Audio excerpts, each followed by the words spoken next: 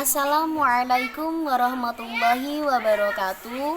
Perkenalkan, nama saya Yuni Fitriani, NPM 201110039,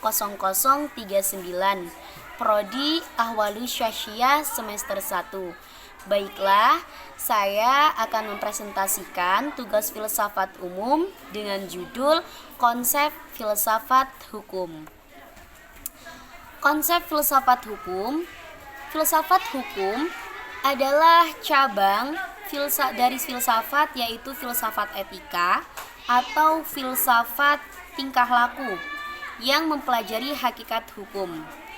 Ilmu hukum bersifat positif, hanya berurusan dengan suatu tata hukum tertentu dan mempertanyakan konsistensi logis asas-asas, peraturan-peraturan, bidang-bidang, serta sistem hukumnya sendiri. Kemudian, filsafat hukum itu sendiri yaitu ilmu yang mempelajari hukum secara filosofi dan dikaji secara luas, mendalam, sampai kepada inti atau dasarnya yang disebut dengan hakikat hukum. Kemudian tujuan mempelajari filsafat hukum yaitu untuk memperluas cakrawala pandang sehingga dapat memahami dan mengkaji dengan kritis atas hukum dan diharapkan akan menumbuhkan sikap kritis sehingga mampu menilai dan menerapkan kaidah-kaidah hukum.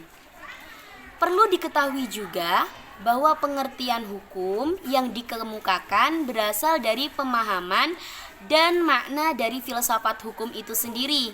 Hubungannya dengan filsafat hukum pada tentunya perlu adanya pengetahuan awal mengenai filsafat itu sendiri.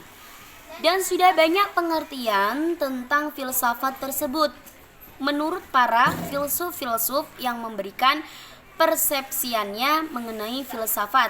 Di antaranya, yang pertama menurut Plato, filsafat adalah ilmu pengetahuan yang meliputi kebenaran yang asli.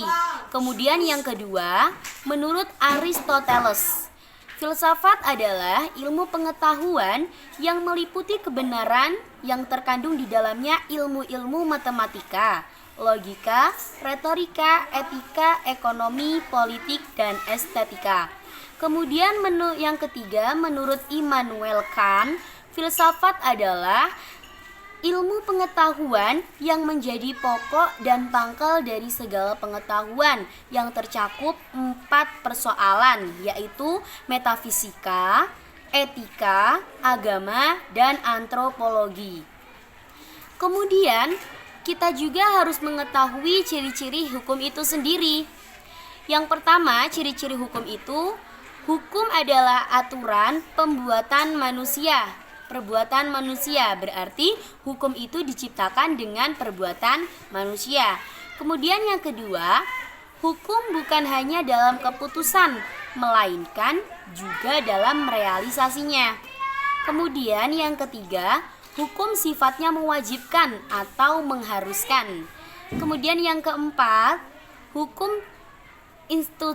institusionali hukum dan melindungi masyarakat. Yang kelima, memiliki dasar-dasar hukum. Nah, dari klasifikasi tersebut dapat ditarik 2 hal penting. Yang pertama, beberapa pendekatan terhadap hukum sebagai ke arah tujuan sosial dan sebagai alat dalam perkembangan sosial.